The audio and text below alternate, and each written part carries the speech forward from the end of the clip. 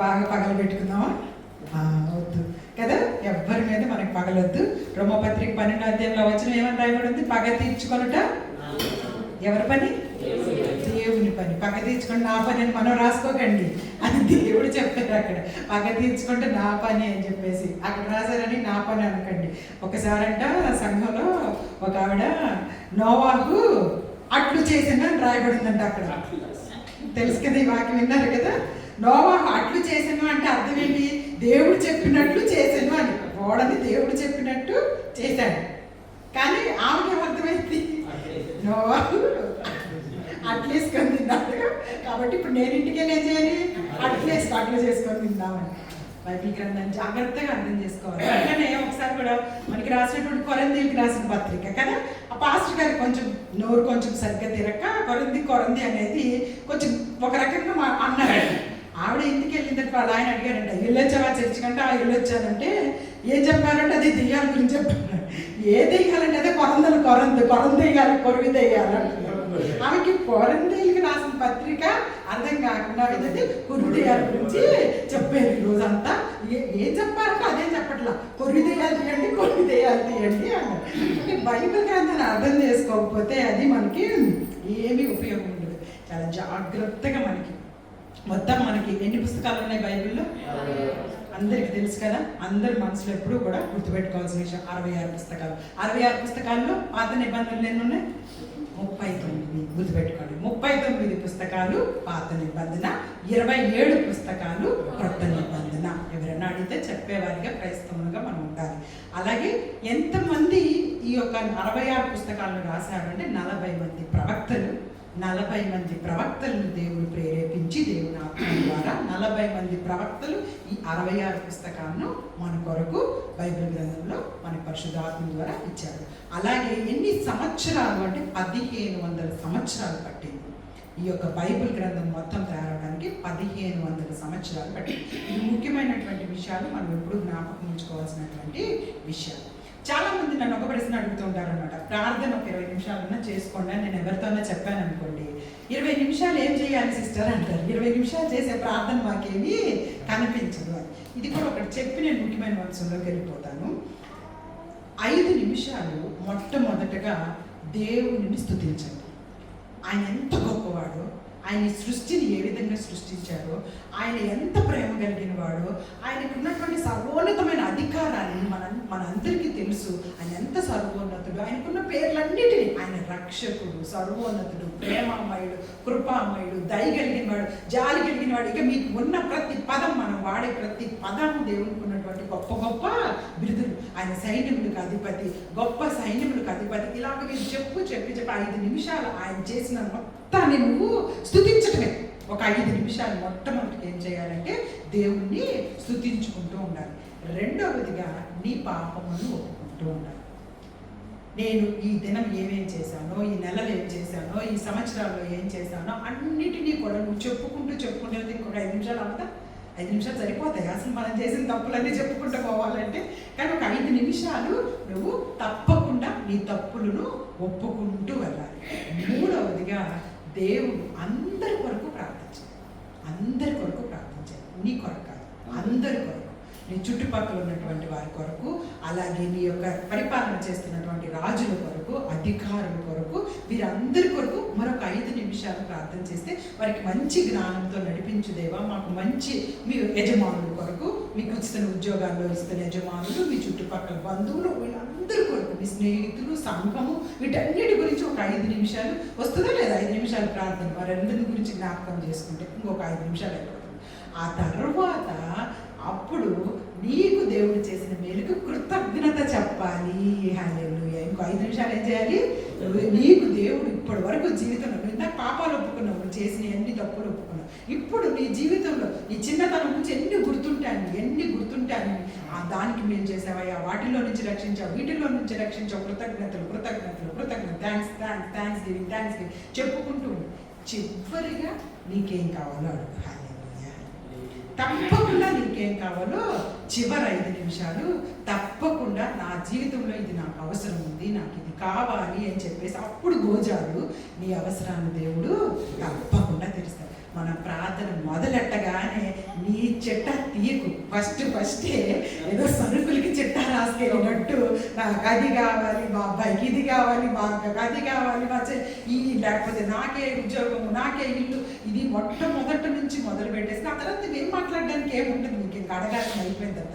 నువ్వు అడగాల్సింది చివరిలో ఉంది కాబట్టి ఇవన్నీ మొదలు పెట్టుకొని వచ్చే లోపల నేను ఇంకా అడగాల్సింది ఉంది అని ఆత్రంతో నువ్వు ఇంకా చక్కగా ప్రార్థన చేస్తావు. కాబట్టి ఖచ్చితంగా 20 నిమిషాలు మీకు సరిపోదు తెలుసా ప్రార్థన. కాబట్టి ఇలాంటి ప్రార్థనలో మనందరం ఉండాలని కోరుకుంటూ చిన్న వాక్యం దేవుడు ఆశీర్వదించును గాక. చిన్న ప్రార్థన చేసుకుని ముఖ్యమైన అంశంలోకి నేను 30 నిమిట్స్లో ముగించేస్తాను. మరలా మనకు బాలారాధన ఉంది కనుక. పరిశుద్ధుడ ప్రేమమైన ప్రేమ కలిగిన తండ్రి, స్తుతులకు స్తోత్రములకు అర్హుడైన మా ప్రియ పరలోకపు తండ్రి, మధ్యాహ్నకాల సమయం మమ్మల్ని అందరినీ సజీవ లెక్కలో ఉంచుకొని విధంగా మీ సన్నిధాన పడే స్థానంలో నాయన మమ్మల్ని ఉంచుకుంటూ దేనికి పనికి రాని వారిని ఏ పాటి వారిని తండ్రి నాయన ప్రభా మీ వాక్కులను మా చేత మాట్లాడించుకుంటూ నాయన ప్రభా ఎంత గొప్ప ధన్యతను మాకు అనుగ్రహిస్తూ మీ ఆత్మతో మమ్మల్ని అందరినీ నడిపిస్తున్నందుకే మీకు వందనాలు తండ్రి. మరి ముఖ్యంగా నాయన ప్రభ నిలబడుతున్నది మాట్లాడుతున్నది నేను కాదు కానీ నాయన మీ ఆత్మతోడుతో మీరే నాతోనూ మాతోనూ అందరితోనూ మాట్లాడండి, హెచ్చరింపచేయండి. మీకేనైనా ప్రభా సమస్త మహిమ ఘనత చెల్లును గాక. మా ప్రభు యేసుక్రీస్తు వారు పెట్టే చిన్న ప్రార్థన అడిగి వేడుకుంటున్నాం తండ్రి. ఆమేన్. ఆమేన్. హల్లెలూయా. అనేక సార్లు మనం మాట్లాడుకుంటున్నట్టు చక్కగా ఇది ఏ కాలం అని చెప్పుకుంటుంటాం మనం ప్రతిసారి కూడా. కృపాకాలం మంచిది, అంత్యకాలం, వెళ్ళిపోయే కాలం, ఇంకా మనము సిద్ధపడవలసినటువంటి కాలము. చుట్టుపక్కల ఉన్నటువంటి పరిస్థితులన్నీ చూస్తున్నప్పుడు మనం ఇంకా మెరుగుగా ఉండకుండా ఉంటే కనుక దేవుడు రాకడకు దగ్గరకు ఉన్నటువంటి కాలము. ఇదేమనాలి అంటే యాక్చువల్గా ఆరోహణమయ్యే కాలము. ఏ సమయంలో దేవుడు వస్తారో తెలియదు. నేను చెప్పాను భూకంపాలు ఎంత భయంకరంగా వెనిజులా దేశంలోను ఫిలిప్పీన్స్ దేశంలోను భూకంపాలు వచ్చి ఇబ్బందులు, యుద్ధాలు ఒక పక్క ఆగనే లేనే లేదు. ఒక పక్క వర్షాకాలం వచ్చిన తర్వాత ఇండియాలో ఏం జరుగుతుంది చూస్తున్నారా వార్తల్లో ఇంకా మీరు గమనించుకున్నట్టయితే ఆ అరుణాచల్ ప్రదేశ్ అంటే ఈ చిప్పర్లు ఉంటాయి చూసారా, సముద్రపు ఆ యొక్క చల్లదనం ఉన్న ప్రదేశాలు, సముద్రాలు ఉన్నటువంటి ప్రదేశాలు, నదులు ఉన్నటువంటి ప్రదేశాలు కొట్టుకొని వెళ్ళిపోతున్నాయి. మొత్తం స్థలాలే మొత్తం కూడాను కొట్టుకొని వెళ్ళిపోతున్నాయి మన ఇండియాలో. ఇంకా ఇంటి పక్కన చూస్తూ ఉంటే యూరోప్ ఈ దేశాల్లో ఏమవుతుంది, ఎండలకి వాళ్ళకంటే 45 టెంపరేచర్ దాటితే రోడ్లు ఎలా కట్టుకోవాలో కూడా తెలియదంట. ఎప్పుడు 45 డిగ్రీలు పెరగలేదంట వాళ్ళకి. 45 డిగ్రీలు పెరిగిపోతే ఎలాగ పెట్టుకోవాలో రోడ్లను అలా కట్టుకోలేదు వాళ్ళు చల్లదనానికి తగిన విధంగా చలి అప్పుడు ఎట్లా గట్టి పడకుండా ఉంటాయి అలాంటి సమయాలు ఏం చేయాలి, ఆ యొక్క టెక్నాలజీని ఉపయోగించి కట్టుతున్నారు అన్నీ కూడా. ఇప్పుడు వీళ్ళకి 45 దాటిపోయేసరికి రోడ్లు కరిగిపోతుంది. వెళ్తున్నట్టు దాని మీద వెళ్తున్న కారు టైర్లు కరిగిపోతుంది. కారు టైర్ కరిగిపోయి కారు మొత్తం యాక్సిడెంట్కి వెళ్ళిపోతూ ఉంది. వాళ్ళు పెట్టుకున్న డస్ట్బిన్లు ఇవన్నీ రోడ్డు కత్తుకుపోతా ఉన్నాయి. మీరు ఒకసారి చూడండి న్యూస్ ఛానల్స్లో. వాళ్ళకి ఇంకా ఆ టెంపరేచర్ని ప్లస్ ఏసీలు ఉండేవాటి వాళ్ళకి. హల్లెలూయా. ఇప్పటి వరకు వాళ్ళకి ఏసీ యొక్క అవసరత రాలేదండి. మనందరికీ ఎన్ఎంసీలో డాక్టర్ మన అమ్మాయిని డెలివరీ చేసినటువంటి ఇంకా చాలా మంది చూపించుకుంటుంటారు అరుణ గారు బాబు యూకేలో చదువుతున్నారు డాక్టర్. మొన్న పాప రిపోర్ట్స్ కోసం కొన్ని విషయాల కోసం అక్కడికి వెళ్ళినప్పుడు ఆవిడ చెప్తుంది అనమాట, వాళ్ళ ఉన్న ఏరియాలో 30 టెంపరేచర్ దాకా వచ్చింది పిల్లోడికి, కానీ ఏసీలు లేవంట ఇంట్లో. ఏసీలు పెట్టుకోవడం వాళ్ళకి ఇంతకుముందు ఎప్పుడూ తెలియదంట. ఏసీ లేకపోవడం వల్ల ఒక్క భరించలేక నిద్రపోక పిల్లలు చదువుకోలేక ఆరోగ్యము ఇబ్బంది అయిపోయిందంట. ఆ వేడి, ఆ ఒక్కల వేడే వాళ్ళకి అలవాటు అవ్వట్లేదంట అక్కడ. దానివల్ల వాళ్ళందరూ ఏసీల కోసం పరిగెడుతుంటే ఇప్పుడు ఆ ఏసీల కంపెనీలు ఫాస్ట్గా ఎప్పుడు తేవాలి, అందరికీ సరిపోయాయి ఎప్పుడు పెట్టాలి.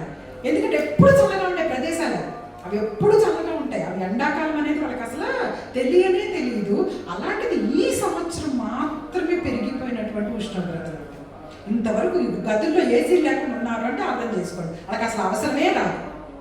అలాంటి స్థితిలో ఉన్నటువంటి కాలంలో మనం ఉన్నప్పుడు ఇప్పుడు బ్రదర్ మనకు ఒక విషయాన్ని మనకి తెలియపరిచారు. ఏం తెలియపరిచారు? 2వ రాజుల గ్రంథంలోని యుద్ధం సంగతి తెలియపరిచారు. 2వ రాజుల గ్రంథంలోనే మనందరికీ తెలిసినటువంటి ఒక 5వ అధ్యాయము 2వ రాజుల గ్రంథంలోనే యుద్ధానికంటే ముందు జరిగిన ఒక చిన్న సందర్భం అనమాట. చూడండి, 2వ రాజుల గ్రంథంలోనే 5వ అధ్యాయంలో మనందరికీ తెలిసినటువంటి సిరియా రాజు సైన్యాధిపతి అయిన నయమాన్ అనే ఒక ఎవరుండేవాడు, అతను ఒక సిరియాకి సైన్యాధిపతి. కానీ అతను ఎలాంటి వాడంటే మనందరూ చూడండి ఒకసారి. సిరియా రాజు సైన్యాధిపతి అయిన అతని చేత యెహోవాయే సిరియా దేశములకు జయము కలుగు చేసి ఉండెను గనక అతడు తన యజమానుని దృష్టికి గనుడై దయ పొందిన వాడాయను. అతడు మహాపరాక్రమశాలి అయి ఉండెను కానీ అతడు ఎవరు? అతడు కుష్ఠరోగి. చూసారా, మనందరికీ తెలుసు కదా, సిరియా రాజులకు ఉన్న సైన్యాధిపతి అతనికి ఉన్నటువంటి అతను ఎలాంటి వాడు అంటే మహాపరాక్రమశాలి, కానీ అతనికి ఉన్నటువంటిది ఏంటి? కుష్ఠరోగి. మనందరికీ తెలుసు. అయితే అతనికి వచ్చినటువంటి ఆ కుష్ఠ రోగంను ఆ రోజుల్లో ఆ రోజుల్లో కాదు, ఈ రోజుల దాకా కూడా సిరియన్లకి ఇజ్రాయిల్కి ఏం జరుగుతుంది? యుద్ధము జరుగుతుంది. అది ఎప్పుడు? యేసుక్రీస్తు ప్రభు వారు రాకముందు సంగతి. పాత నిబంధన ఎప్పుడు సంగతులు? యేసుక్రీస్తు ప్రభు వారు ఈ లోకంలోకి రాకముందు. ప్రభు వారు వచ్చే ఎన్ని వేల సంవత్సరాలు అవుతుంది? 2025 సంవత్సరాలు అయిపోయింది. 2025 సంవత్సరాలకు ముందు ఇంకొక 2000 సంవత్సరాల సంగతులు. ఆ సంగతులు ఆ సమయంలోనే నుంచి ఏం జరుగుతుంది? సిరియన్లకి ఇశ్రాయేలుకి యుద్ధాలు జరుగుతూనే ఉన్నాయి. యేసయ్య రెండో రాకడ వచ్చే వరకు కూడా వారి మధ్యలో యుద్ధాలు జరుగుతూనే ఉంటాయి. అయితే ఆ యుద్ధం జరుగుతున్న సమయాల్లో అంట ఆ సైన్యాధిపతికి ఉన్నటువంటి తెలివి వల్లనే ఎక్కువసార్లు సిరియా వాళ్ళు గెలుస్తూ ఉన్నారనమాట.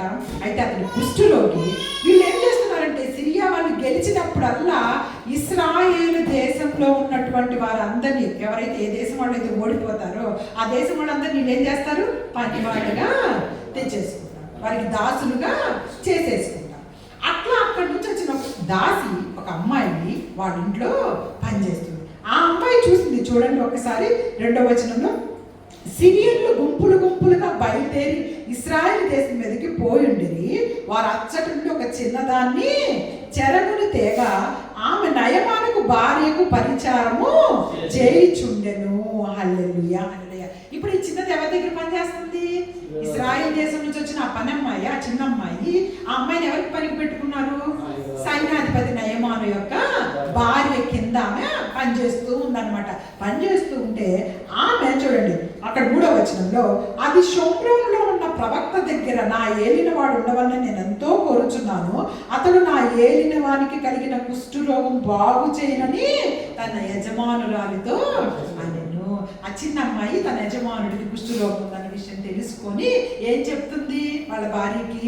అమ్మా, ఇతను ఎక్కడ ఉండాలి అంటే షోమ్రోనులో మా దేశంలో ఒక ప్రవక్త ఉన్నారు, అతని దగ్గరికి వెళ్తే ఇతను తప్పకుండా ఈ రోగము తగ్గిపోతుంది. ఈ సందర్భం మనందరికీ తెలుసు కదా. అయితే వెంటనే ఆ విషయము చూడండి, ఒక చిన్నది, ఒక పని అమ్మాయి, ఒక పనికి మారిన అమ్మాయి, ఈ అమ్మాయి చెప్తే నేను ఎందుకు వినాలి అని అనుకోలేదు. అటు పక్క సిరియన్లు యుద్ధాలు చేసేవారు అయినప్పటికీ కూడా తన దగ్గర ఉన్నటువంటి ఒక పని అమ్మాయి చెప్పినటువంటి ఒక విషయాన్ని వాళ్ళు గ్రహించారు, తీసుకున్నారు. ఒక సలహాని, ఒక సూచన. మన దగ్గర ఉన్న వాళ్ళము మనకంటే తక్కువ వాళ్ళని చెప్తే మనం తీసుకుంటామా? అసలు వీళ్ళని మనం పట్టించుకోము. అందుకే తనను తగ్గించుకున్న వాళ్ళు హెచ్చింపబడతారని దేవుడు తెలియపరుస్తున్నారు. తనను తాను హెచ్చించుకున్న వాళ్ళు ఎంతో మంది బైబిల్ గ్రంథంలో తగ్గింపబడటం కూడా మనకి అనేకమైన వాక్యాలు తెలుసు. అయితే ఈ చిన్నది చెప్పగానే విన్నారు. అలాగే ఇంక నేను మొత్తంతో ఫాస్ట్గా వెళ్ళిపోతాను, మీకు తెలిసిన విషయమే కాబట్టి అసలైన విషయం చివరికి వస్తుంది. అయితే ఈ నయమాను ఏం చేశారు అంటే వెంటనే ఆ చిన్నదాని మాట వినేసి ఇశ్రాయేల్ దేశానికి ప్రయాణం అయ్యి వెళ్ళాడు. తనకున్నటువంటి కొంతమంది పనులను తీసుకొని అక్కడికి వెళ్ళాడు. అక్కడికి వెళ్ళి ఏమి సమాచారం అందించాడంటే, పలానా సైన్యాధిపతి నేను వచ్చానని చెప్పేసి ఆ ఎలీషా గారికి పోయి చెప్పండి అని చెప్పేసి ఆ ప్రవక్తకి చెప్పండి అని చెప్పాడు అనమాట. చెప్తే వాళ్ళ యొక్క పనులు వెళ్ళి చెప్పారు, అయ్యా మా సైన్యాధిపతి ఇలా వచ్చాడు అంటే ఎలీషా గారు అసలు కనీసం ఉన్న స్థలంలో నుంచి లేచి కూడా రాకుండా ఆయన ఏం చెప్పారు అక్కడి నుంచి, ఇదిగో మీ యొక్క సైన్యాధిపతిని వెళ్ళి అక్కడ ఉన్నటువంటి నదిలోకి వెళ్ళి 7 సార్లు మునగమను అని చెప్పాడు.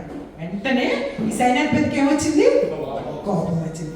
కనీసం ఇంత పెద్ద నేను వస్తే నా ముందుకు వచ్చి, ఇప్పుడు మనం అంటుంటాం కదా, ఏదో చేయి పెట్టన్నా కనీసం స్వస్థత కలుగును కాక, లేదా నూనె పూసన్నా ఏదన్నా చెప్పాలి, లేకపోతే ఇంకేదైనా నా తల మీద చేయబెట్టి ప్రార్థనన్నా చేయాలి. ఇలాంటివి ఏమీ చేయకుండా చూడండి, మనకి బైబిల్ గ్రంథంలో మీరు కరెక్ట్గా కనుక 4 సువార్తలు, ఏంటంటే పేర్లు చెప్పండి తొందరగా, సువార్తల పేర్లు ఏంటి? మొదట ఉన్న 4 సువార్తలు మత్తయి, మార్కు, లూకా, యోహాను. ఈ 4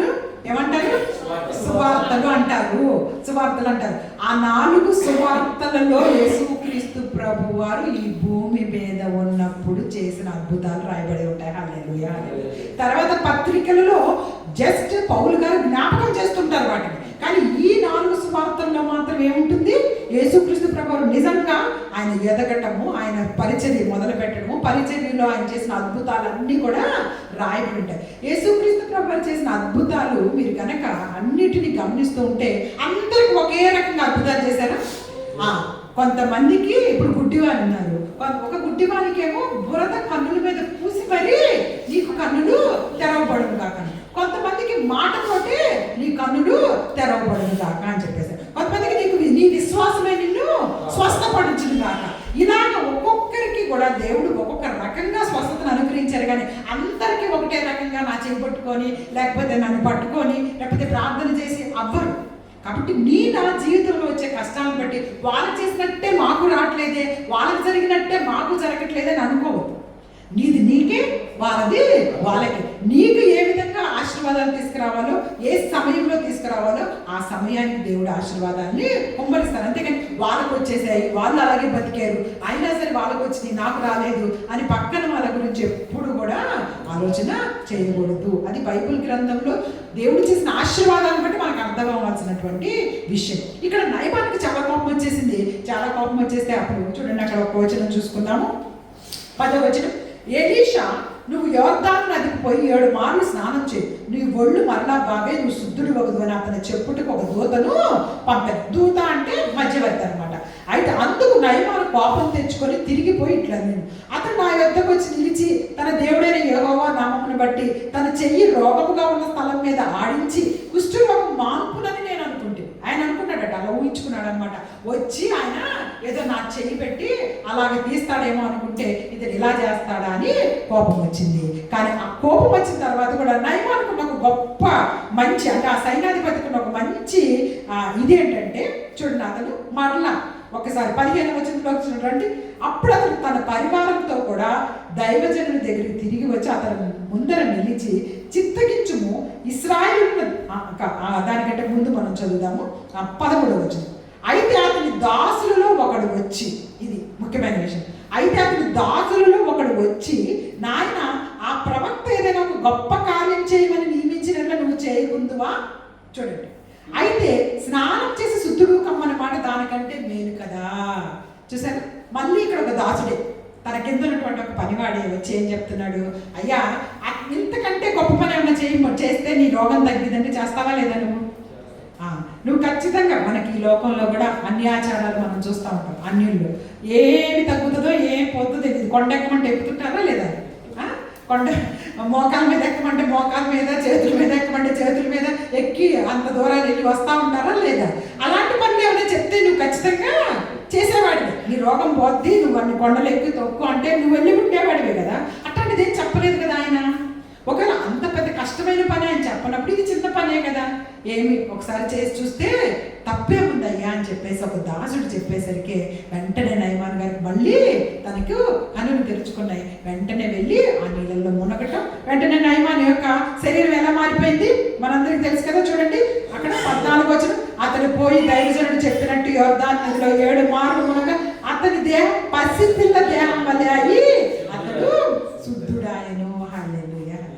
చూసారా, పసిపిల్లల దేహంలా మారటం అంటే ఎంత అద్భుతమైనటువంటి, అంటే పరిశుద్ధతలోకి వచ్చేసాడు అనమాట. అంటే పవిత్రంగా అతను దేవుని మాటకు విధేయత చూపిస్తే, ఇక్కడ మనం నేర్చుకుంటున్న పాఠాలు, దేవుని మాటకు విధేయత చూపిస్తే తప్పకుండా మనము ఎలాంటి మనుషులమైనా, ఎంత పాపులమైనా కూడా మనం పరిశుద్ధతలోకి మారిపోగలము. హల్లెలూయా, హల్లెలూయా. అదే దేవుడు తెలియపరచాలనుకుంటున్న విషయం. ఇదంతా అయిపోయిన తర్వాత ఇప్పుడు ఈ సైన్యాధిపతి అయినటువంటి ఇతనికి ఏదైనా కానుక ఇవ్వాలనిపిస్తుందా ఆ ప్రవక్తకి? తనని బాగు చేశాడు కదా, మనం కూడా ఎవరైనా ప్రార్థన చేసినప్పుడు దైవజనుడికి ఏదో ఒకటి చూస్తూ ఉంటాం కదా, అట్లాగే అతనికి ఏమైనా బహుమతి ఇవ్వాలని అనిపిస్తూ ఉందన్నమాట. అనిపిస్తూ ఉంటే అతను ఏమన్నాడంటే ఎలీషా గారి దగ్గరికి వెళ్ళి, అయ్యా నేను నీకు ఏమైనా ఇస్తానంటే ఎలీషా గారు ఏమన్నారు, నువ్వు నాకేమీ ఇవ్వాల్సిన పని లేదు, నువ్వు వెళ్ళిపో అని చెప్పేసి అన్నాడు. కానీ ఎలీషా గారి దగ్గర పనిచేస్తున్నటువంటి ఒక వ్యక్తి ఉన్నాడు, అతని పేరేంటి? హల్లెలూయా. తెలుసు కదా అందరికీ గెహాజీ. ఈ గెహాజీకి ఆశ పుట్టేసింది. ఎందుకు ఆశ పుట్టేసింది అంటే, అమ్మో మా యొక్క గురుగారు ఏంటి ఏం వద్దంటున్నారు, ఇప్పుడు నేను గురుగారికి తెలియకుండా వెళ్ళి ఏదో ఒకటి ఆ రాజుగారి దగ్గర అడుక్కొని ఆ సైన్యాధిపతి దగ్గర అడుక్కొని తెచ్చేసుకుంటానని చెప్పేసి వెళ్ళి చూడండి అక్కడ ఏం తెచ్చుకున్నాడో ఒకసారి 22వ వచనంలోకి నా యజమానుడు నా చేత వర్తమానం పంపి మళ్ళీ ఎలా చెప్తున్నాడో చూడండి. అంటే మా గురువుగారే తెమ్మన్నారని చెప్తున్నాడు, అబద్ధం కూడా చెప్తున్నాడు అనమాట. నా యజమానుడు నా చేత వర్తమానం పంపి ప్రవక్తల శిష్యుల్లో 2 యవ్వనులు ఎఫ్రాయిం అనే నుండి నా ఇద్దరికి ఇప్పుడే వచ్చారు కనుక నువ్వు వారి కొరకు 2 మనుగులు వెండి 2 దుస్తులు బట్టలు దయచేయమని సెలవిచ్చుచున్నాడు. చూడండి మరి ఎలా అబద్ధం చెప్తున్నాడు. కొంతమంది నా దగ్గర శిష్యులు వచ్చారు, వాళ్ళకి కావాలని చెప్పు తీసుకొచ్చాయి అని చెప్పేసి అసలు డైరెక్ట్ గానే ఇస్తానన్నప్పుడు వద్దన్న ఎలీషా ఎందుకు అలా చెప్తారు చెప్పండి. మళ్ళీ అంట నాకు కావాలని చెప్పి తీసుకురమ్మన్నాడని చెప్పేసి అంటే అప్పుడు పాపం నయమాన్ ఏమనుకున్నాడు, నిజమే అనుకొని నువ్వు అనుకూలమైతే 23వ వచనం చూడండి, రెట్టింపు వెండి తీసుకోమని బతిమిలాడి 2 సంచులలో 4 మణుగుల వెండి కట్టి 2 దుస్తుల బట్టలిచ్చి తన పరివారిలో 2 మీద వాటిని వేగవారు గెహాజీ ముందర వాటిని మోసుకొని, ఆ రోజుల్లో వారికి మనకి తెలుసు కదా, ఆ రోజుల్లో వారందరూ కూడా పని వాళ్ళ చేత మోపించేవాళ్ళు అనమాట. ఇప్పుడు ఏం తీసుకొచ్చుకున్నాడు ఇతను, 4 సంచుల వెండి ఇవన్నీ కూడా తీసుకొని ఆ ఇంటికి వచ్చాడండి. ఇప్పుడు ఎలీషా గారు అసలు ఇంతకు ముందే బ్రదర్ ఆ యుద్ధం గురించి తెలియపరిచారు కదా. సిరియన్లు ఎప్పుడు యుద్ధానికి రావాలనుకుంటున్నా కానీ ఏ ప్లేస్కి యుద్ధానికి వస్తున్నారో కూడా ఎవరికి తెలిసిపోతుంది, ఎలీషా గారికి దేవుని యొక్క ప్రార్థన ద్వారా తెలిసిపోతుంది. తన పక్కన ఉన్న శిష్యుడు ఏం చేస్తున్నాడో తెలియదా, తెలుస్తుందో తెలియదా, అంత పెద్ద సైన్యం ఏం చేస్తుందో తెలిసినటువంటి ప్రవక్తకి ఇక్కడ ఉన్నటువంటి పక్కనున్న వ్యక్తి ఏం చేస్తాడో తెలియదా. అతను వెళ్ళి అవన్నీ తెచ్చుకొని ఇంట్లోకి వస్తుండగానే ఎలీషా గారు ఏమడుగుతున్నారో చూడండి. 24వ వచనము మెట్ల దగ్గరకు వారు రాగానే వారి వద్ద నుండి గెహాజీ వాటిని తీసుకొని ఇంటిలో దాచి వారికి సెలవీయగా వారు వెళ్ళిపోయారు. అతను లోపలికి పోయి తన యజమానుని ముందర నిలవగా ఎలీషా అతనిని చూసి, గెహాజీ నువ్వు ఎచ్చటి నుండి వచ్చిందని అడిగినందుకు వాడు, నీ దాసుడినైనా నేను ఎచ్చటికి పోలేదు అని అబద్ధం చెప్తున్నాడు. నువ్వు ఎక్కడి నుంచి వస్తున్నావు అంటే ఏమంటున్నాడు, నేను ఎక్కడికి పోలేదయ్యా, నేను ఇక్కడే ఉన్నాను అని చెప్తున్నాడు. అప్పుడు వెంటనే అక్కడ చూడండి, అంతటా ఎలీషా వానితో, ఆ మనుషుడు తన రథము దిగి నిన్ను ఎదుర్కొనుటకు తిరిగి వచ్చినప్పుడు నా మనస్సు నీతో కూడా రాలేదా. ఈరోజు దేవుడు మనల్ని కూడా అదే ప్రశ్నిస్తున్నాడు. పాపం చేస్తానికి ముందుకు వెళ్తున్నప్పుడు, తప్పులు చేయటానికి, పగలు ప్రతీకారాలు తీర్చుకోవడానికి, తప్పుగా మాట్లాడడానికి నువ్వు వెళ్తున్నప్పుడు మీతో నా ఆత్మ రావటం లేదా? ఇదే ప్రశ్న మనందరినీ దేవుడు ఈరోజు ప్రశ్నిస్తూ ఉన్నారు. పరిశుద్ధాత్మని కలిగి ఉన్న మనందరము పదే పరిశుద్ధాత్మ నువ్వు నాతో ఉండయ్యా అని ప్రార్థన చేస్తున్న మనము, యేసుక్రీస్తు ప్రభువుని ఒక్కసారి నమ్మి బాప్తిజం తీసుకొని విశ్వసించిన మనందరిలోకి పరిశుద్ధాత్మను నివాసం చేయాలని ఆశపడుతూ మనలో ఉంటున్నటువంటి ఆ ఆత్మను మనము తప్పించి మరి పాపం చేయడానికి వెళ్తూ ఉన్నామంటే నా ఆత్మ మీతో రావటం లేదా, నా ఆత్మ మీలో లేదా అని దేవుడు ఈరోజు మనందరినీ కూడా దుఃఖంతో ప్రశ్నిస్తూ ఉన్నారు. రాలేదా అని చెప్పేసి అడుగుతూ ఉంటే చూడండి, వెంటనే ఏమన్నారంటే ద్రవ్యములు, వస్త్రములు, ఒలీవ చెట్ల తోటలు, ద్రాక్ష తోటలు, గొర్రెలు, ఎడ్లు, దాసాదాసీలు సంపాదించుకొనుటకు, చదవండి, ఇది సమయమా. ఇదే అసలైన ఈరోజు మన పాట భాగం. ఇది సమయమా. ఏ సమయంలో నువ్వేం చేస్తున్నావు, నువ్వు నేను ఏ సమయంలో ఏం చేస్తున్నాం. అక్కడ తర్వాత యుద్ధం రాబోతుంది. ఆ యుద్ధానికి సంబంధించినటువంటి విషయాల్లో అందరి కొరకు ప్రార్థన చేయవలసినటువంటి గెహాజీ, అందరినీ రక్షించాలని చెప్పేసి దేవుని దగ్గర మొరపెట్టుకోవాల్సినటువంటి గెహాజీ ఏం చేస్తున్నాడు అంటే ఆ యొక్క ఒలివ తోటలో, ద్రాక్ష తోటలో, ఎడ్లో, దాసీలలో వీటిని ఏదో సంపాదించుకోవాలని ఆ డబ్బులు తీసుకునేటటువంటి సమయమా గెహాజీ అసలు మనం ఉన్నది. యుద్ధ వాతావరణం రాబోతుంది, భయంకరమైన పరిస్థితులు రాబోతున్నాయి, రాబోతున్న దినాలు ఎలా ఉంటాయో తెలియదు. ఇవన్నీ నువ్వు తెచ్చుకున్నా రేపు యుద్ధం వచ్చి అందరూ వచ్చేసి నిన్ను చంపేస్తే ఇవన్నీ నీకేమైనా పనికొస్తాయా? అదే ఒకవేళ నువ్వు ప్రార్థనలు బ్రతుకుతూ ఉంటే వాళ్ళందరినీ రక్షించగలుగుతావు. ఆత్మపూర్ణుడిపై నువ్వు కూడా ఒకవేళ పొరపాటు నా సైనికుల చేతిలో చచ్చిపోతే నువ్వు ఎక్కడ ఉంటావు? చక్కగా నిత్య జీవంలో దేవునితో పాటు ఉంటావు. కానీ ఈ రోజు తప్పుగా నువ్వు సంపాదించుకుంటున్నటువంటి ఆ డబ్బుల ద్వారా నువ్వు నీకేమైనా సంపాదన వల్ల అసలు ఇది సమయమా వాటన్నిటిని సంపాదించుకోవడానికని దేవుడు నిన్ను నన్ను మనందరినీ సూటిగా ప్రశ్న వేస్తూ ఉన్నారు. ఇది మనం ఉండాల్సినటువంటి కాలం ఏంటంటే ఆత్మపూర్ణులుగా ఉండవలసినటువంటి కాలము. హల్లెలూయా హల్లెలూయా. ఎలీషా గారి కంటే ముందున్నటువంటి ఒక ప్రవక్త ఉన్నారు, ఆయన పేరు తెలుసా మీ అందరికీ? ఎలీషా గారి కంటే ఇశ్రాయేలులో గొప్ప ప్రవక్త ఉన్నారు. ఆయన చనిపోయాక ఎలీషా గారు ప్రవక్త అయ్యారు. ఏలియా. హల్లెలూయా హల్లెలూయా.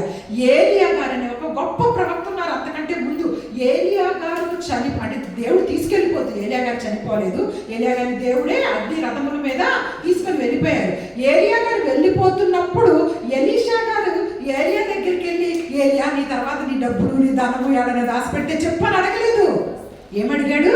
నీ ఆత్మలో రెండింతలు నాకు అనుగ్రహించమని అడిగాడు. హల్లెలూయా హల్లెలూయా. అందుకే ఎలీషా గారికి ఇంత శక్తి. ఆయన పొందుకున్నది ఏంటి అంటే, తనకంటే ముందున్నటువంటి గురువు గారు దేవుడు తీసుకెళ్ళిపోతూ ఉంటే ఆ గురువు గారి దగ్గరికి వెళ్ళి, గురుగారు మీరు ఏమైనా దాచిపెట్టారా, ఏడాడే ఉన్నాయో చెప్పండి, అవన్నీ నేను తీసుకెళ్ళి తర్వాత శిష్యులందరినీ పోషిస్తానని అడగలేదు. అయ్యా నువ్వు గొప్ప ఆత్మ కలిగిన వాడివి, నువ్వెంతో గొప్పగా దేవుడి చేత వాడబడుతున్న వాడివి, నాకు నీకంటే ఇంకా రెండింతల ఆత్మను దయచే విధంగా నాకు అనుగ్రహించు అని చెప్పేసి ప్రార్థన చేసి అడుక్కుంటున్నాడండి. ఈరోజు మనం ఏం అడుగుతున్నాం అసలు దేవుణ్ణి?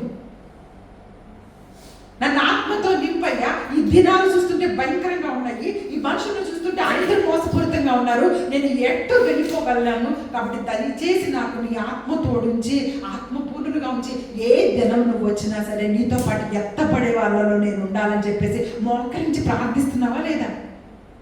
ఆ సందర్భం అసలు మన జీవితాల్లో జరుగుతుందా లేదా? మనందరికీ తెలుసు కదా. ఎఫెసీయులకు రాసిన పత్రిక త్వరగా వెళ్ళిపోదాం. 5వ అధ్యాయం 15వ వచనం. 5వ అధ్యాయము 15వ వచనం చూడండి. మనందరికీ తెలిసినటువంటి వచనమే, అందరికీ తెలుసు. చదవండి అందరూ. దినములు ఎలాంటివి? దినములు చెడ్డవి కనుక ఏం చేయాలంటే ఇప్పుడు అన్ని సంపాదించుకోమని రాశారు అక్కడ ఏమన్నా బైబిల్ గ్రంథంలో? చదవండి. దినములు చెడ్డవి కనుక మీరు సమయమును పోనివ్వక సద్వినియోగం చేసుకొనుచు అజ్ఞానుల వలె కాక జ్ఞానుల వలె నడుచుకున్నట్లు జాగ్రత్తగా చూచుకొనుడి. ఇందు నిమిత్తం మీరు అవివేకులు కాక ప్రభు యొక్క చిత్తమేంటో గ్రహించుకొనుడి. సమయం ఎలాంటిదంటే అక్కడ దినములు ఎలాంటివంట? దినములు చెడ్డవి కనుక మీరు సమయాన్ని వృధాగా ఇలా పోగొట్టుకుంటూ ఉంటే ఎప్పుడు మనం ఆత్మపూర్ణులం అయ్యేది? ప్రార్థన 20 నిమిషాలు చెయ్యాలంటే కష్టంగా ఉన్నటువంటి ఈ దినాలలో 5 నిమిషాల్లో కళ్ళు మూసి లేదా 2 నిమిషాల్లో కళ్ళు మూసి కళ్ళు తెరుస్తున్నటువంటి మనకి దినాలు ఎంత చెడ్డవిగా ఉంటే ఆత్మ ఎలాగా నీతో పనిచేయాలని దేవుడు కోరుకుంటూ ఉంటే ఆత్మని అడ్డగిస్తా పాపం వైపు పరిగెడతా ఉంటే ఎలాగ దేవుడు మళ్ళా మనల్ని ప్రశ్నిస్తూ ఉన్నారు. జ్ఞానంతో నడుచుకోమంటున్నారు, అజ్ఞానుల వల్లే ఉండొద్దంటున్నారు. అజ్ఞానులు ఎలా ఉంటారు అంటే మనకి ఇందాక సామెతల గ్రంథం అంతా మీరు చదువుకోండి ఇంటికి వెళ్ళి. అసలు జ్ఞానులు అజ్ఞానులు ఇదే ఉంటుంది. అజ్ఞానులు ఎట్లా పడితే అట్లా మాట్లాడుతూ ఉంటారు, అజ్ఞానులు మూర్ఖంగా ప్రవర్తిస్తుంటారు, ఒకళ్ళు చెబితే వినరు, వాళ్ళకై వాళ్ళు తెలుసుకోరు. అలాంటి అజ్ఞానుల వల్ల మీరు ఉండొద్దు. పరిస్థితులు మీకు చూపిస్తున్నాను, మీకు హెచ్చరింప చేస్తున్నాను, చుట్టూ ఉన్న పరిస్థితులు వాటన్నిటిని బట్టి మీరు జ్ఞానుల వల్ల నడుచుకొని సమయాన్ని సద్వినియోగం చేసుకోమని దేవుడు తెలియపరుస్తున్నారు. ఈరోజు మనం బల్లారాధనలో మనం పాల్పందులు పంచుకోబోతూ ఉన్నాము. యేసు క్రీస్తు ప్రభువారు మనతో మాట్లాడుతున్నారు. చూడండి ఒక్కసారి, మనకు అందరికీ కొలత లేని ఆత్మను అనుగ్రహించాలని ఆయన ఆశపడుతూ ఉన్నారు. చూడండి ఒక్కసారి మన అందరం చూసుకోగలిగితే యోహాను సువార్త 7వ అధ్యాయం 39వ వచనం చూడండి. యోహాను సువార్త 7వ అధ్యాయం 39వ వచనము త్వరగా మనం చూసుకుందాము. యోహాను సువార్త 7. నా యందు విశ్వాసం ఉంచువారు, తన యందు విశ్వాసం ఉంచువారు పొందబోవు ఆత్మను గురించి ఆయన ఈ మాటను చెప్పెను. హల్లెలూయా. చదవండి.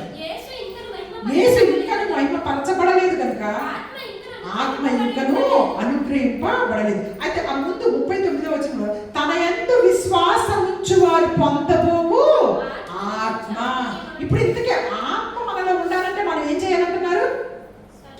తన యందు అంటే యేసుక్రీస్తు వారి యందు విశ్వాసం ఉంచిన వారికి కొలతలు లేని ఆత్మను అనుగ్రహిస్తానంటున్నారు పరిశుద్ధాత్ముని దేవుడు. ఆయన విశ్వాసం ఈ రెండు నిలబడి ఉంటాయి. అంటే ఇది ఎప్పుడు కూడా ఆత్మలో మనకి పెరగాలి. ఆత్మ బాగా మనకి పరిశుద్ధాత్మ పనిచేయాలంటే నీలో ఏం పెరగాలి? విశ్వాసం పెరగాలి. ఆయన యందు విశ్వాసం పెరిగే కొద్దీ మనలో ఆత్మదేవుడు పనిచేస్తూ ఉంటాడు. పరిశుద్ధాత్మ నువ్వు విశ్వాసంలో బలహీనులు అయిపోయే కొద్దీ ఆత్మదేవుడు పనిచేయలేడు. మనందరికీ తెలుసు, యేసుక్రీస్తు ప్రభు వారు ఒక ప్రదేశానికి వెళ్ళినప్పుడు వాళ్ళు తన యందు విశ్వాసం ఉంచలేదు కాబట్టి అక్కడ ఆయన అద్భుతము చేయలేదు అని రాయబడి ఉంటుంది. ఆయన యందు విశ్వాసం ఉంచకపోతే దేవుడు కుమారుడే అయినప్పుడే మన జీవితాలు ఏం చేయలేడు? అద్భుతాలు చేయలేడు. నీ విశ్వాసం బట్టే నీకు అద్భుతము స్వస్థత కలుగుతుంది. హల్లెలూయా. నీ విశ్వాస పరిమాణం పడిపోతున్న కొద్దీ నీలో అద్భుతాలు ఆశ్చర్యక్రియలు జరగవు. ఆత్మ కోసం మనం ప్రార్థించేటప్పుడు నీ విశ్వాసం పెంపొందించాలని ప్రార్థన చేసుకోవాలి. హల్లెలూయా. యేసుక్రీస్తు ప్రభువారు మన అందరి కొరకు ఆయన చిందించినటువంటి రక్తం ద్వారా చూడండి. ఇప్పుడు మన సంఘం గురించి మనము తీసుకోబోతున్న బాప్తిసం గురించి 1 కొరింథీయులకు రాసిన పత్రిక 6వ అధ్యాయం 20వ వచనం చూడండి. అందరం కూడా 1 కొరింథీయులకు రాసిన పత్రిక 6వ అధ్యాయం 20వ వచనం చదవండి అమ్మా. విలువ పెట్టి కొనబడిన వారు కనుక మీ దేహముతో దేవుని మహిమపరచండి. మనం ఎవరమంట? విలువ పెట్టి కొనబడిన వారిని. ఎవరు కొనుక్కున్నారు మనల్ని? యేసుక్రీస్తు ప్రభువారు. ఏ విలువ చెల్లించారు ఆయన? రక్తముతోటి ప్రాణమిచ్చి ఆయన మనల్ని కొనుక్కున్నారు. ఇప్పుడు మనం ఎవరి సొత్తు? దేవుని సొత్తు. దేవుని సొత్తైన ప్రజలమైనప్పుడు దేవుని సొత్తుగా పనిచేయాలా లేకపోతే వేరే అపవారి సొత్తుగా పనిచేయాలా? కదా. నిన్నొకళ్ళు ఇంత పెట్టి కొనుక్కున్న తర్వాత నువ్వు ఆ వ్యక్తి దగ్గర పనిచేస్తావా లేకపోతే ఆయనకు వ్యతిరేకంగా ఉన్న వాళ్ళ దగ్గరికి వెళ్ళి పనిచేస్తావా? ఇప్పుడు ఒక వ్యక్తి నీ కుటుంబానికి 2 లక్షలు ఇచ్చి ఇక నుంచి ఈ అబ్బాయి నా దగ్గర పనిచేయడానికి ఇదిగో మీ కుటుంబానికి 2 లక్షలు ఇస్తున్నాను అన్నాడు. ఆ 2 లక్షలు తీసుకొని నీ కుటుంబం అంతా చక్కగా ఆ కార్యక్రమాలన్నీ జరిపించుకుంటా ఈ వ్యక్తి ఇతని దగ్గర కాకుండా ఇతనికి వ్యతిరేకంగా ఉన్న ఆయన దగ్గర పనిచేస్తే అది న్యాయమేనా? అసలు అలా పని చేయొచ్చా? చేయకూడదు కదా. కానీ మనం ఏం చేస్తున్నాం? మనమందరినీ కూడా మనము ఆయన చేత కొనబడి ఆయన రక్తం పెట్టి కొనుక్కుంటే మనందరం ఎవరి కోసం పనిచేస్తున్నాం? అపవాది క్రియలను నెరవేర్చడానికి మనము ముందుకు పరిగెడుతూ అపవాది పనుల్లో చాలా ఫాస్ట్గా ఉంటూ ఉన్నాం చెప్పించి ఆయన పనుల్లో మనము ఉన్నట్లేదు. ఇక్కడ అందుకే క్లియర్గా దేవుడు మాట్లాడతారు, మీరు విలువ పెట్టి కొనబడిన వారు కాబట్టి మీ దేహంతో దేవుణ్ణి మహిమపరచండి. ఒక్కటండి, దేవుణ్ణి మహిమపరచడం అంటే ఏంటో ఒకసారి చెప్పండి. ఎవరికైనా తెలిస్తే ఏం పర్లేదు, డైరెక్ట్గా మనం మాట్లాడుతున్నాం, బైబిల్ చదువుకోవడం నేర్చుకుంటున్నాం, ఏం పర్లేదు. నేను దేవుని మహిమపరుస్తున్నానండి ఈ రకంగా అని ఏమైనా అనుకుంటే ఎలా మహిమపరుస్తున్నారు చెప్పండి? పాటలు పాడుతున్నా? హల్లెలూయా, హల్లెలూయా. ఆయన చిత్తాన్ని నెరవేరిస్తే ఆయన మహిమపరిచినట్లు. ఇంకొక విషయం చెప్పంటారా? మీ పాపాలను ఒప్పుకుంటే కూడా ఆయన మహిమపడతారు. హల్లెలూయా, హల్లెలూయా. చాలా చిన్న విషయం. ఆయన చిత్తాన్ని నెరవేర్చడం మనకు కష్టం ఉంటుందా లేదా? ఆయన చిత్తం ప్రకారం వెళ్ళాలంటే కష్టం. ఆయన ఇప్పుడు ఒకరిని దూషించొద్దు అంటారు కానీ మనకు వచ్చేస్తుంటాయి దూషించాలనే ఆలోచన. వీటిలో మనం చాలా మందిని తప్పి పోతూనే ఉన్నాం. కానీ ఇంకొక రకంగా మహిమపరచవచ్చు. ఎలాగా? నీ పాపాలు ఒప్పుకొని దాన్ని ఎవరు ఆపరు. ఆయనకి మహిమ వస్తుంది. దేవునికి మహిమ తేవాలని నీకు ఆత్రము ఆలోచన ఉంటే ఎలా నేను తెప్పించాలయ్యా అంటే నీ చిత్త ప్రకారం నేను నడవటానికి నాకు వల్ల కావటం లేదయ్యా, నీ చిత్త ప్రకారం ఎంత చేసినా నేను చేయలేకపోతున్నాను అనుకున్నప్పుడు నీ పాపాన్ని ఒప్పుకో. పరలోక రాజ్యంలో దేవునికి మహిమ మహిమ మనందరికీ తెలుసు కదా. ఒక్క తప్పిపోయినటువంటి కుమారుడు తిరిగి ప్రవేశిస్తే, ఒక తప్పిపోయిన గొర్రె పిల్ల తిరిగి వస్తే పరలోకం ఏమైందట? విందు జరిగింది. దేవునికి పరలోక దూతలందరూ ఏమంటున్నారు? మహిమను చెల్లిస్తున్నారు. అయ్యా ఒక్క వ్యక్తి తిరిగి వచ్చేసాడు అని చెప్పేసి అది దేవునికి మహిమ. కాబట్టి నీ పాపములు ఒప్పుకోవడం ద్వారా దేవునికి నువ్వు మహిమ తేగలుగుతావు. ఇక్కడ అదే క్లియర్గా దేవుడు చెప్తూ ఉన్నారు, నా రక్తముతో నేను మిమ్మల్ని కొనుక్కున్నాను కాబట్టి నన్ను మహిమపరచండి. మీరు నన్ను మహిమపరిచే విషయాలు కూడా నేను చెప్తున్నా ఎలా మహిమపరచాలి. ఇంత చెప్పి ఇంత చేసిన తర్వాత కూడా ఇంకా మనం వెనక్కి వెళ్ళిపోతే ఎలా అని చెప్పండి. ఆయన రక్తం పెట్టి కొనుక్కున్నది ఏంటి చెప్పండి? మనందరినీ ఒక్కొక్కరిని కొనుక్కొని ఆయన ఏర్పాటు చేసింది ఎక్కడ? సంఘము. మనందరికీ తెలుసు యేసుక్రీస్తు ప్రభువారు వరుడు, సంఘము సంఘము వధువు. ఇప్పుడు ఈ కాలం అంతా కూడాను ఆయన ఎవరిని ప్రిపేర్ చేస్తున్నారు? వధువుని ప్రిపేర్ చేస్తూ ఉన్నారు. వధువు అంటే సంఘం. సంఘము ప్రిపేర్ అవుతూ ఉంది. ఆల్రెడీ యేసుక్రీస్తు ప్రభు వారు సంఘాన్ని ఏం చేసుకొని వెళ్ళారు? ఆయన మనం పెళ్లి కంటే ముందు ఏం చేస్తారు? ప్రదానం చేసుకొని వెళ్ళిపోయాడు. ఆల్రెడీ సంఘము ఆయన రక్తం ద్వారా ఆయనకి ఏమైపోయింది? ప్రదానం చేయబడింది. ఇప్పుడు వచ్చి పెళ్లి జరిగింది. ఇప్పుడు ప్రదానం చేసుకొని వెళ్ళిపోయిన తర్వాత పెళ్లి చేసుకునే లోపల ప్రదానం చేసుకోవడానికి పెళ్లికి మధ్యలో ఉన్న సమయంలో పెళ్లి కూతురు ఎట్ట పెడితే అట్ట తిరిగింది అనుకోండి, చేసుకుంటారా పెళ్లి? అన్ని ఆమె చాలా తప్పు పనులు చేస్తుందని చెప్పేసి పెళ్లి కుమారుడికి వాళ్ళకి తెలిసిపోయింది అనుకోండి, ప్రదానం చేసుకున్న ఆమె అతనికే భార్య, ఇంకెవరికి భార్య కాదు. కానీ అతను పెళ్లి ఇంకా టైం ఉండగానే ఆ టైం లోపల ఇష్టానుసారంగా తిరుగుతూ ఉందనుకోండి, అసలు సిద్ధపాటే లేదనుకోండి, ఆ పెళ్లి కుమార్తెను పెళ్లి చేసుకోవడానికి వరుడు ఇష్టపడతాడా? ఈరోజు సంఘం అలాగే ఉంది. ఈరోజు సంఘ పరిస్థితి అదే. సార్వత్రిక సంఘం అంటాం. సంఘం అంటే మనం ఒక సంఘం గురించి మాట్లాడము ఇక్కడ. సంఘము అంటే సార్వత్రిక సంఘం అంటే ప్రపంచంలో ఉన్నటువంటి అన్ని సంఘాలు కూడా సార్వత్రిక సంఘంలో అప్పకపడతా ఉంటాయి. అప్పుడే వధువు యొక్క ఆకారము పూర్తవుతుంది. వధువు ఆకారం పూర్తయిన తర్వాతే యేసుక్రీస్తు ప్రభువు వచ్చి ఆ సంఘాన్ని ఎత్తుకొని వెళ్ళిపోతారు తన పెళ్లి కుమార్తె.